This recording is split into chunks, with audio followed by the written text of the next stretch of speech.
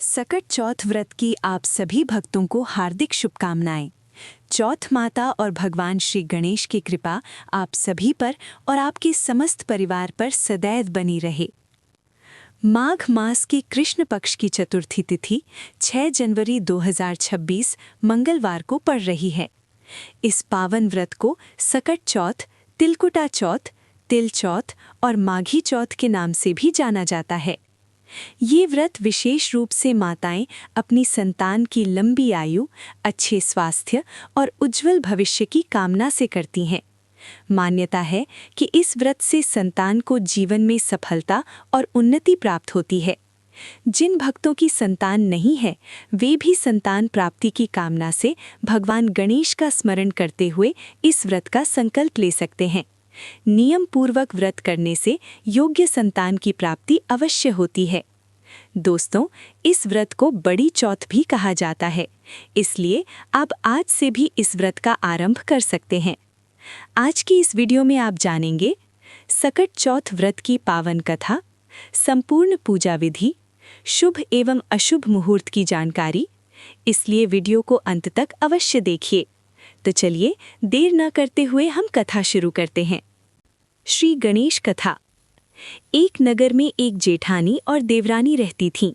जेठानी अमीर थी और देवरानी गरीब। देवरानी भगवान गणेश की परम भक्त थी। देवरानी का पति जंगल से लकड़ियां काटकर बेचता था, परंतु वह अक्सर बीमार रहता था। घर का खर्च चलाने के लिए देवरानी जेठानी के घर काम करती थी।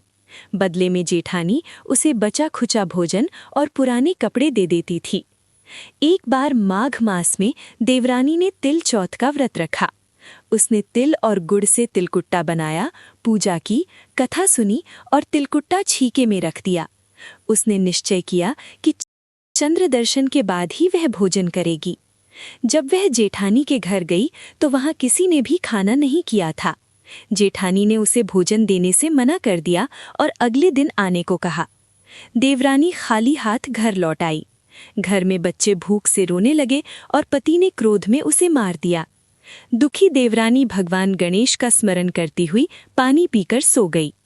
रात्रि में भगवान गणेश बाल स्वरूप में उसके स्वप्न में आए। उन्होंने तिलकुट्टा खाया और देवरानी के घर में अपनी कृपा बरसा दी।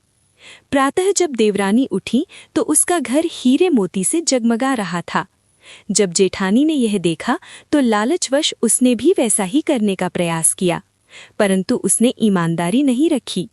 अंततः भगवान गणेश ने उसे सिखाया कि ईर्ष्या और लोभ का फल दुख होता है और सच्ची भक्ति का फल कृपा। जैसी कृपा भगवान गणेश ने देवरानी पर की, वैसी कृपा हम सभी पर करें। प्रेम से बोलिए गणपति बप्पा मोरया। सकट चौथ माता की जय।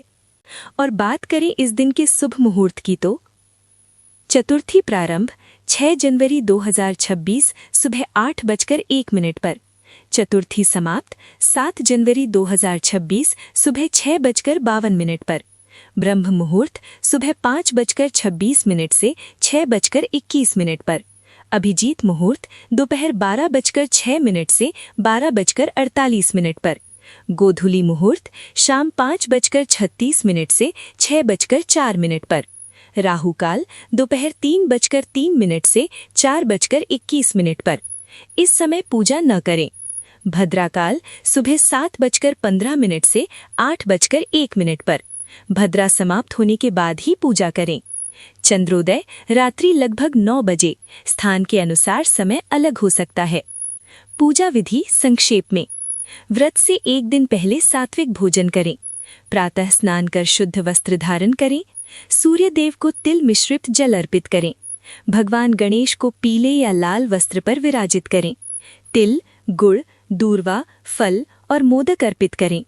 कथा सुने, आरती करें। रात्रि में चंद्रमा को अर्घ्य देकर व्रत खोलें।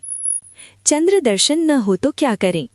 यदि चंद्रमा दिखाई न दे तो थाली में चंद्र का प्रतीक बनाकर ओम सोम सोमाय नमः मंत्र लिखकर अर्घ्य दें। सकट चौथ का व्रत सभी संकटों से मुक्ति दिलाने वाला अत्यंत पावन व्रत है। यदि आपका कोई प्रश्न हो तो नीचे कमेंट बॉक्स में अवश्य लिखें। अगर वीडियो उपयोगी लगी हो तो लाइक, शेयर और सब्सक्राइब करें।